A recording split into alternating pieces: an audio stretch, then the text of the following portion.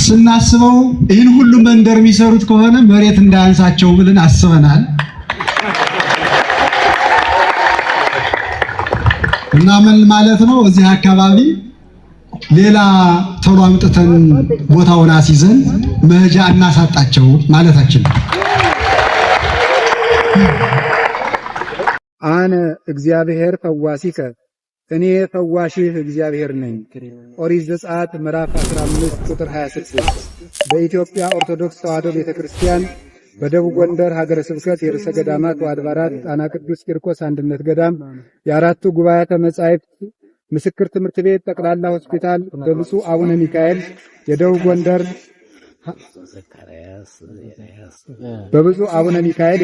ሀገረ ስብከት ሊቀ ጳጳስ፣ በብፁዕ አቡነ ዘካርያስ የምዕራብ ጎጃም ሀገረ ስብከት ሊቀ ጳጳስ፣ በብፁዕ አቡነ ኤልያስ የስዊድንና ስካንዲኔቪያን ሀገሮች ሊቀ ጳጳስ፣ በብፁዕ አቡነ አብርሃም የባህር ዳርና የሰሜን ጎጃም አህጉረ ስብከት ሊቀ ጳጳስና ሊቃውንተ ቤተክርስቲያን በተገኙበት ሰኔ 27 ቀን ክቡር ከንቲባ አቶ ጎሹ የባህር ዳር ከተማ አስተዳደር ተቀዳሚ ከንቲባ በተገኙበት ሰኔ 27 ቀን 2018 ዓመተ ምህረት በባህር ዳር ከተማ የመሰረት ድንጋይ ተቀመጠ።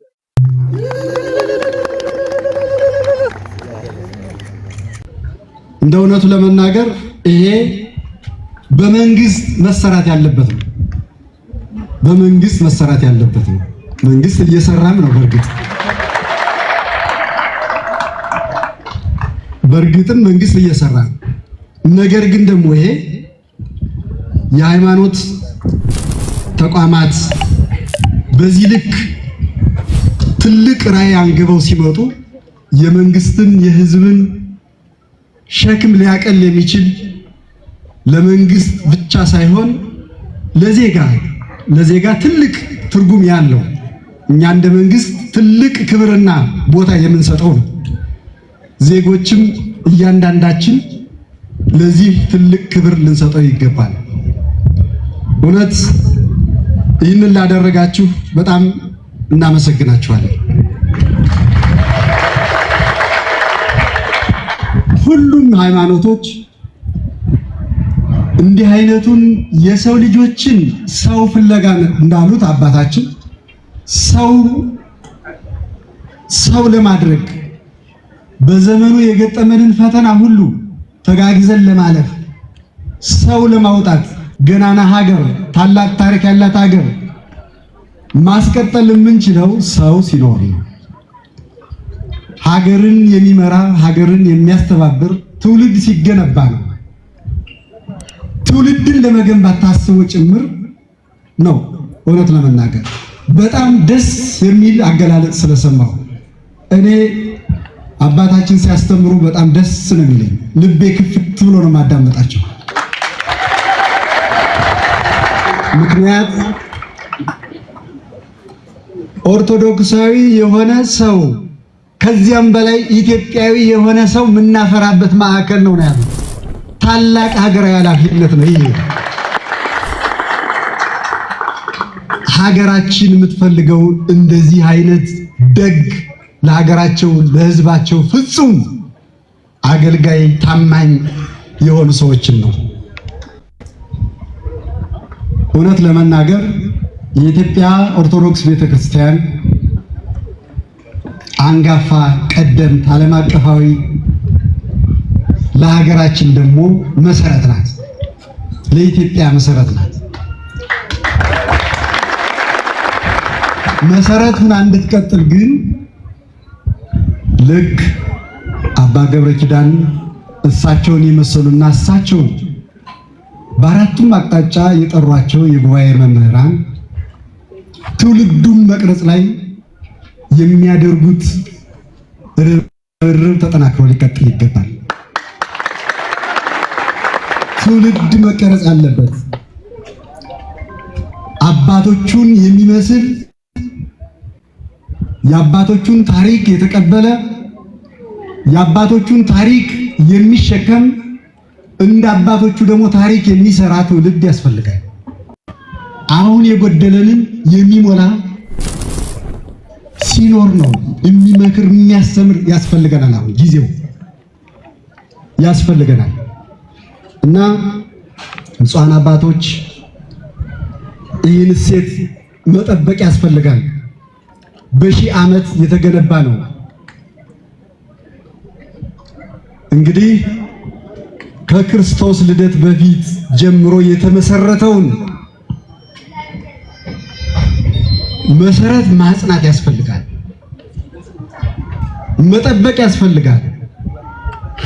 ለዚህ ደግሞ መደማመጥ፣ አንድነት ያስፈልጋል፣ መከባበርም ያስፈልጋል። እናንተ ስትከባበሩ ስናይ እኛም ከእናንተ እንማራለን፣ እናንተን እናከብራለን። እኛን ደግሞ መሪዎቹን የሚያከብር ትውልድ ይፈጠራል። እናንተን የሚያከብር ትውልድ እኛን ያከብረናል። ለዚህ ምሳሌ መሆን ያስፈልጋል። ቤተ ክርስቲያን ምሳሌ መሆን መቻል አለባት። የእምነት ተቋማት ምሳሌ መሆን መቻል አለባቸው። የምናያቸው ለዚህ የማይመጥኑ ክብር የሚነኩ የአንድ ግለሰብ አይደለም። አንድ አባት፣ አንድ መሪ ባልሆነ መንገድ ሲገለጽ ክብሩ የሚነካው አንድ ሰው አይደለም። ክብሩ የሚነካው ብዙ ነው። ለዚህ ሲባል ማስተዋል ያስፈልጋል። ማስተዋል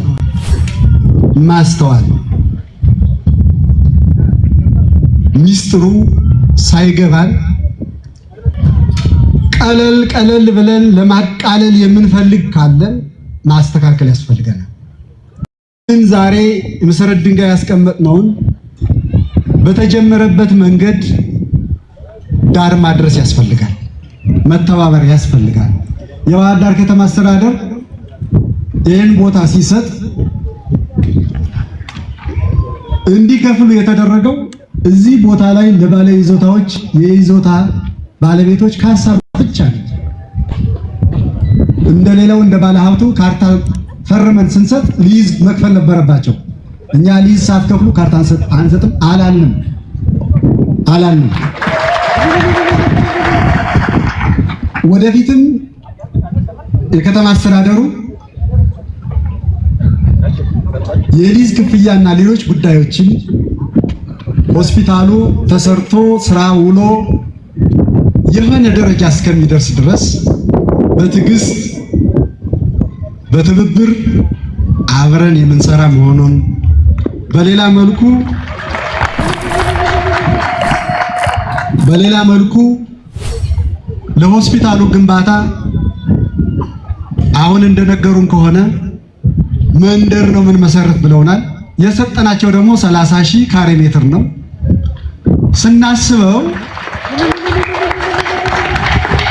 ስናስበው ይህን ሁሉ መንደር የሚሰሩት ከሆነ መሬት እንዳያንሳቸው ብለን አስበናል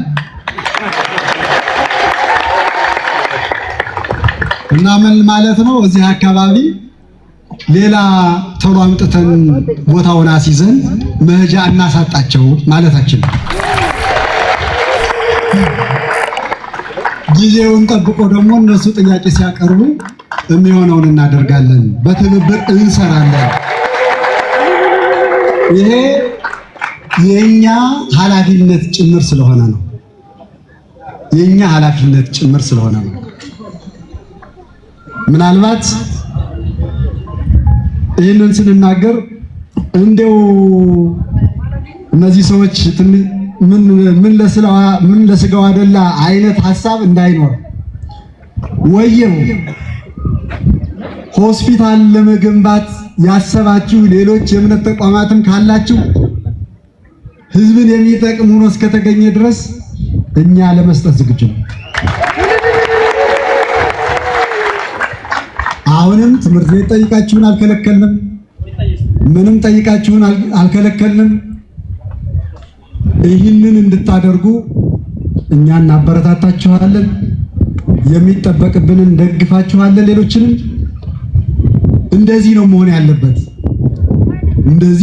ያለበት። ለእምነት የሰጠናችሁን ለእምነት እንድታደርጉ፣ ለአምልኮ ቦታ ለቀብር የሰጠናችሁን ለቀብር እንድታደርጉ፣ ልማት የምታለሙ ከሆነ ደግሞ ጠይቃችሁን የልማት ቦታ እንሰጣችኋለን። ስለዚህ ለሁሉም በራችን ክፍት መሆኑንም ጭምር መናገር እፈልጋለሁ። ስለዚህ የከተማ አስተዳደሩ ትብብራችን አጠናክረን እንቀጥላለን። በዚህ ብቻ ሳይሆን ነገ ከነገ በኋላ የሚያስፈልጉ ከዲዛይን ማማከር፣ ማጽደቅ እና ይህንን ቦታ ንጹህ አድርጎ መስጠት፣ በሌላ መልኩ ደግሞ የሚያስፈልጋችሁ ለግንባታ የሚያስፈልጋችሁ የተፈጥሮ ማቴሪያል ድንጋይ፣ አፈር እንደዚህ የመሳሰሉት ነገሮችን በተመሳሳይ የሚቸግራችሁ ነገር ካለ ማሽነሪም ተሽከርካሪም እያገዝናችሁ ይሄ ስራ በተፋጠነ ጊዜ እንዲሰራ ድጋፋችን ተጠናክሮ የሚቀጥል መሆኑን ላረጋግጥላችሁ እፈልጋለሁ። ይሄ የተለመደ የዘወትር ተግባራችን ነው፣ ደግሞ እናደርገዋለን። በሌላ መልኩ መጨረሻ ማመስገን የምፈልገው በተለይ ታላቁን መምህር ርዕሰ ሊቃውንት አባ ገብረ ኪዳንን በጣም በልዩ ደረጃ ማመስገን እፈልጋለሁ። ሐሳቡን የታሰበበት መንገድ እና ተግባራዊ ሊደረግ እና ሊሰራበት የታሰበበት መንገድ የፕሮጀክት ማስተባበሪያ ጽሕፈት ቤታቸው፣ በሌላ መልኩ ደግሞ በጣም ደስ ያለኝ ነገር በዚህ ፕሮጀክት ዙሪያ ፕሮፌሰሮች፣ ዶክተሮች፣ የተለያዩ ምሁራን ከየትኛውም ክፍል ኦርቶዶክስ በመሆናቸው በአንድ ላይ በአንድ ጥላ ስር ተሰባስበው የሚሰሩት ነው። ይሄ በጣም ትልቅ ነገር ነው። ለበጎ እንደዚህ ማስተሳሰር ማሰባሰብ በጣም ትልቅ ነገር ስለሆነ ይህንን ተግባሮትን አጠናክረው እንዲቀጥሉ አደራ ማለት እፈልጋለሁ። በዚህ ጊዜ መሬቱን ከኛ ጋር ከጠየቃችሁ ጊዜ ጀምሮ ብዙ ሰዎች ይደውሉልኛል፣ ብዙ ሰዎች ያሳስቡናል እና ያለው ትብብርና መስተጋብር በጣም የሚገርም ነው። ብዙ ሐኪሞች እና ሌሎች ግለሰቦች በዚህ ውስጥ ያላችሁ አስተዋጽኦ በትንሹም ስለማውቅ ይህንን አስተዋጽኦአችሁን አጠናክራችሁ እንድትቀጥሉ እስከ መጨረሻው እንድትዘልቁ ለማሳሰብና ለማመስገንም ጭምር ነው። የአካባቢው ነዋሪዎች ዛሬ እንዳሳያችሁት ከዚህ በኋላ ይሄ ፕሮጀክት የከተማችን አዲስ መልክ ነው። አዲስ መልክ በሆነው በዚህ አዲስ አስፋልት 52-54 ሜትር የሚሰፋ አዲስ መንገድ ነው። ይሄ መንገድ ከአዲሱ መንገድ አዲስ ሆስፒታል ነው እየተገነባ ያለው። የአካባቢው ሰዎች ይህንን በባለቤትነት ጠብቃችሁ ተንከባክባችሁ ግንባታው ተጠናቆ ስራ እስከሚደርስ ድረስ ከጎናችን ከነሱ ከጎናቸው ሆናችሁ አብራችሁ እንድትሰሩ ባለቤት እንድትሆኑ ዛሬ እንግዳ ለመቀበል እንደተጋችሁት ሁሉ ሁልጊዜም ከነሱ ጎን እንዳትጠፉ አደራ ለማለትና ለማሳሰብ እፈልጋለሁ። የባህር ዳር ወጣቶች ለበጎ ነገር የሚቀድማችሁ የለም። ዛሬ የሚያሳያችሁን ይህንን ነው።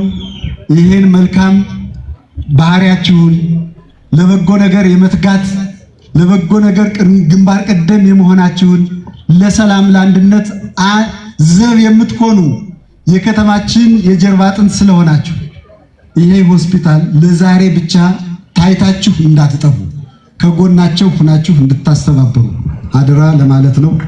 አመሰግናለሁ።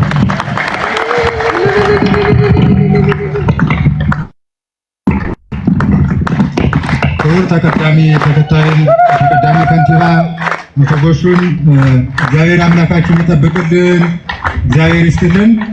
እንግዲህ እንደነገሩን መጀመሪያ የተጠየቀውን ጥያቄ በሂደት አሁንም 10 ሄክታሩ ወይም ደግሞ 100 ሺህ ካሬው ይፈጸማል ያሉንና እግዚአብሔር ያስፈጽምልን፣ እግዚአብሔር ይጠብቅልን።